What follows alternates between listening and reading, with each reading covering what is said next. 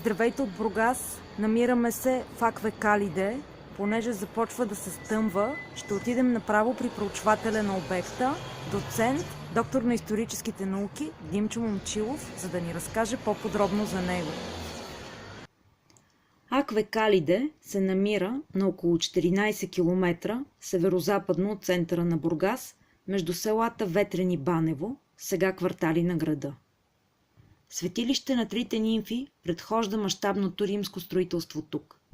За съжаление, археологически структури, които да могат да бъдат свързани с него, все още не са открити. Първите бани са изградени, когато Рим завладява тракийските земи в средата на първи век. По времето на управлението на император Траян, комплексът е разширен.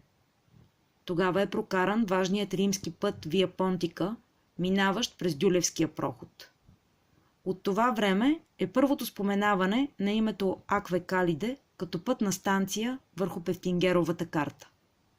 Срещу нас под турската баня е част от мраморен басейн, който ние свързваме с устройство на банята в средата на първи век с заповед на император Нерон.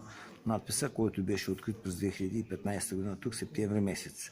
Пак от този ранен период е един каптиран водопровод, който остава по-късно запечатан в кожух под рано-византийския корпус на банята, което означава, че има много сериозни преправки върху рано-римската баня и рано-византийската, разликата около 2 века.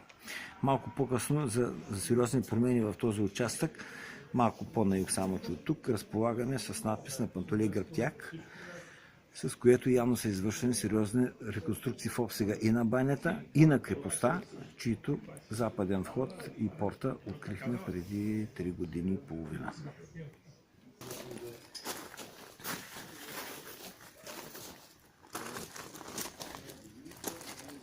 Значи фригидариум, типидариум, тези около корпуса на банята, рано-византийската срещу нас, големия.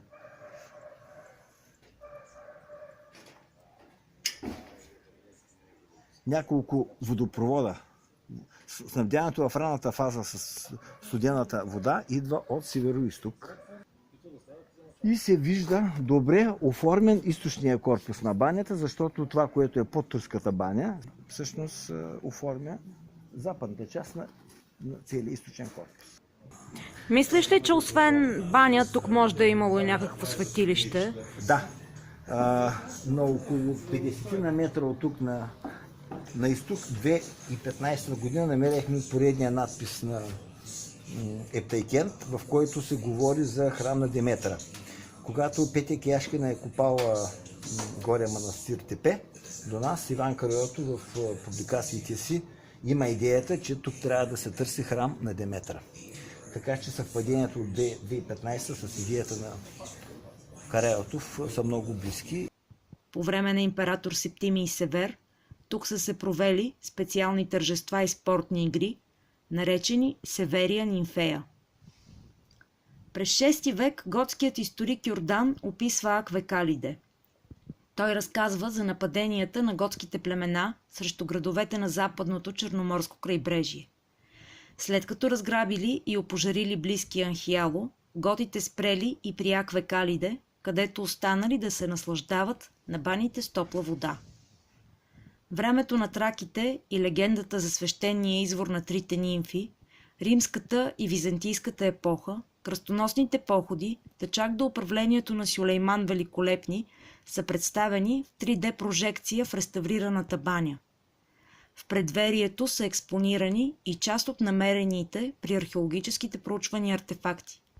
Благодарение на тази адаптация и на интересното представяне на историята на това място, Акве Калиде отново е предпочитано място за културен туризъм край Бургас.